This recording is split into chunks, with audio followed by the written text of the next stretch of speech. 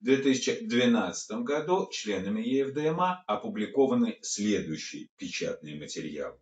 В феврале в немецком остеопатическом журнале статья ФДМ доктора Типальдеса в условиях амбулатории доктора Лукаса Галлея, врача-специалиста по физической медицине и общей реабилитации амбулаторного отделения физической медицины и реабилитации регионального фонда медицинского страхования Бургенланда.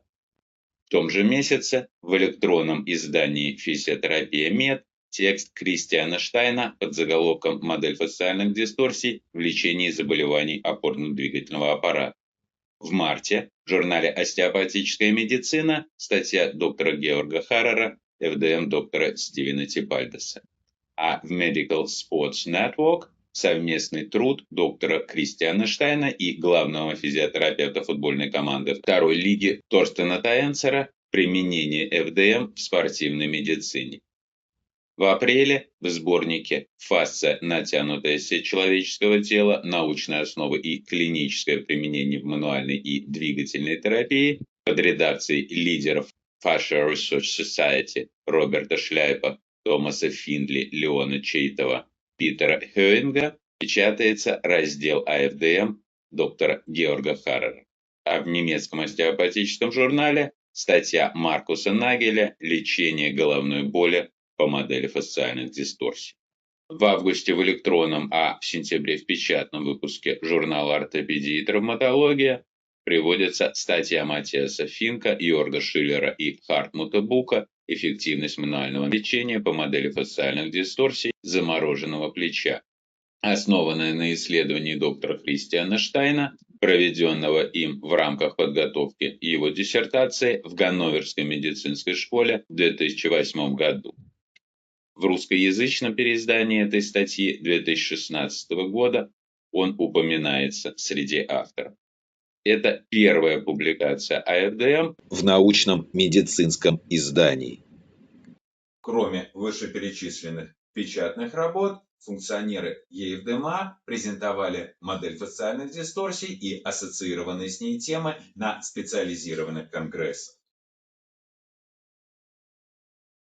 В апреле Штефан Анкер представил свое исследование «Оценка межэкспертной воспроизводимости интерпретации языка тела в рамках модели фасциальных дисторсий» 2011 года на третьем конгрессе исследователей фасции в Ванкувере.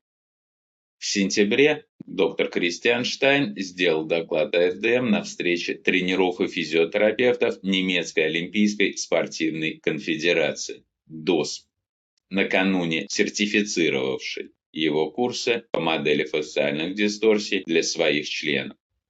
Напомню, доктор Типальдес не допускал к обучению ФДМ специалистов вышеперечисленных аккредитаций и был категорически против использования ими большинства разработанных им терапевтических приемов. Почему доктор Кристиан Штайн нарушил запрет своего учителя?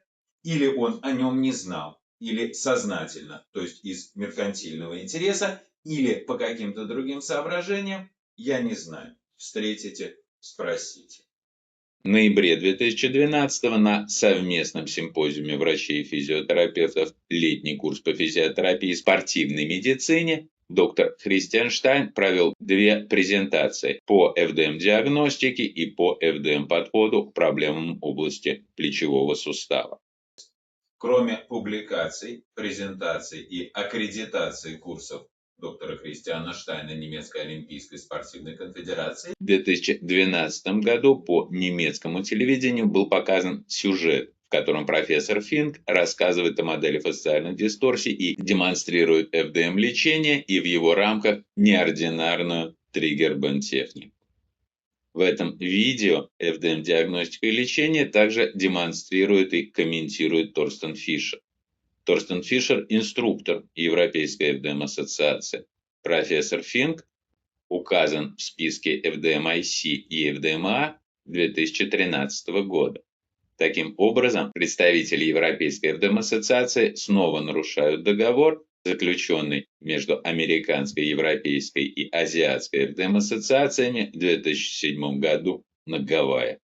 Также в 2012 в Вене прошел первый в Европе семинар Матч Кастон по инверсионной терапии, после которого прошел первый экзамен FDMIC.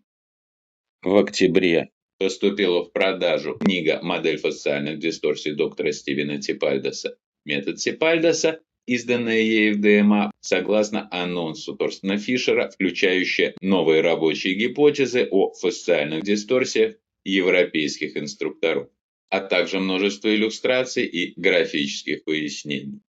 Инструктора Европейской ФДМ-ассоциации расширяют географию семинаров по ФДМ, а профессор Матиас Финк интегрирует курс «Остеопатия по методу Типальдеса» уровень 2, включающий 9 семинаров общей продолжительностью 36 часов, итоговый экзамен которого, вероятно, соответствует уровню FDMIC, в качестве факультативного курса в программу Ганноверской медицинской школы. Значимое достижение, однозначно соответствующее стремлениям доктора Типальдеса.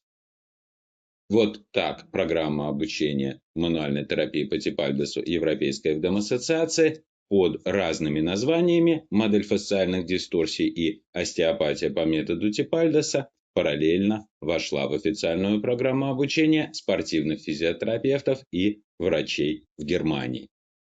И еще одно событие 2012 года, которое я не могу здесь не упомянуть. В декабре Торстен Фишер в своем блоге представил физиотерапевта Евгения Хаимова как FDMIC FDM Academia Russia.